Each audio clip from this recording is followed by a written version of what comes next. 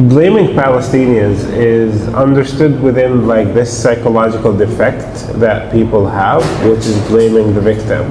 In the end of the day, if you are a victim of oppression, you are not to be blamed for the oppression, right? Many Israelis say, for example, a deputy minister of defense said in the year 2011 that Palestinians are bringing a bigger Shoah upon themselves. Shoah is the Hebrew word that's connected to the Holocaust. And it's so sick to say something like this. Nobody bring a Holocaust upon themselves. You are subject to a Holocaust. You don't invite Holocaust. But it comes from this sick mentality of blaming the victim for the crimes that they are subject to.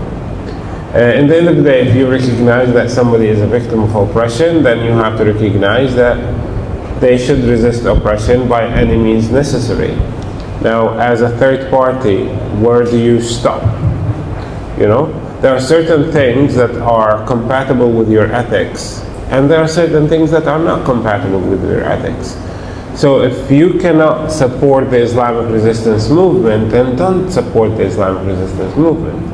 But don't be stupid by saying, but the Islamic resistance movement are the reason for Israeli oppression. Because it is stupid to make a statement like this, because Israeli oppression predates the existence of the Islamic resistance movement by nearly 40 years. You really sound stupid when you go into blaming the victim for behaving in a certain way that you don't like. So you don't like the way the ANC used to behave under apartheid, then don't support that way. Figure out a way that is compatible with your ethics and support that way. We react to Israeli oppression in so many different ways. Pick and choose whatever you like and support it. The other point I wanted to say is many people mistake Israel's mistreatment of Palestinians to be a mistreatment of animals. And I say I wish that was right, because the State of Israel has more animal rights organizations than they have Palestinian rights organizations. The only thing that I saw advanced was in the statement of the Israeli Minister of Defense, who said that Palestinians are human animals, is that for the first time you have a prominent Israeli figure adding the word human to the description of Palestinians. There is one of the designers of the Bantustans in the West Bank, an Israeli chief of command, I think, called Rafael. He said that we have to colonize the land of the occupied West Bank, until the Arabs have nothing to do about it. They will become drugged cockroaches scurrying around an empty bottle. And that was a right-wing Israeli person, a left-wing Israeli person called us crocodiles. This image on a checkpoint, this would look in a zoo. This makes sense. This is what you find, an alleyway for animals in the zoo. But then you treat Palestinians as if they were caged wild animals. They need to be locked up because they are wild animals. If we think it's disgusting what Israelis say, just zoom in, because it's more disgusting what they actually do. When it comes to how we communicate, even before internet, we had our forms of communication above and beyond Israeli obstacles. We will still make it towards one another. I did my degree in sociology and political science in the West Bank in a university called Birzeit. And we had 500 students from Gaza. How would they make it? They would travel from Gaza to Egypt, to Jordan, cross the border and make it.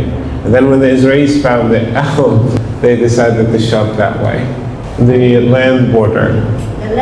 Yeah. And the university is 70 kilometers away from their homes. So I'm 46, I'm not allowed, I've never been physically present in Gaza, but I have a lot of brothers and sisters who I'm in communication with. I met many brothers and sisters from Gaza here in Malaysia, which is something that is unheard of back home, because we're not allowed freedom of access to one another. We learn about each other, and then we get in contact because we need to realize that we're one full call away from each other. So we go beyond Israeli boundaries. And the shocking thing is that after 70 plus years of separation, when you bring two Palestinians, put them in one space, it's not like they are talking about strangers meeting.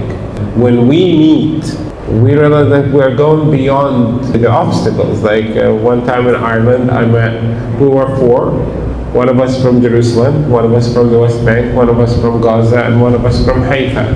It's impossible to have those four Palestinians allowed to meet in Palestine.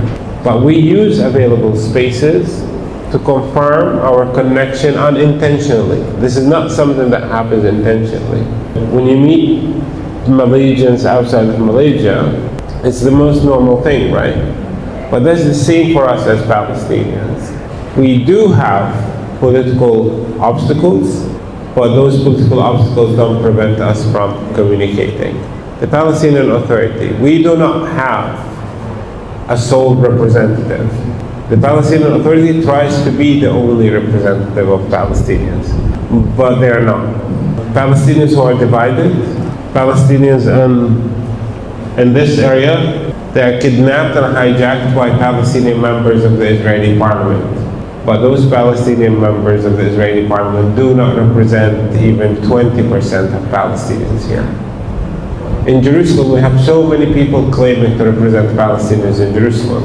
Jordanians, Moroccans, Saudis, even Indonesians. They don't represent Palestinians there. So who represents victims of oppression? Each survivor represents himself. Allow that to happen. Some of us are awful people, and some of us are inspiring beyond words.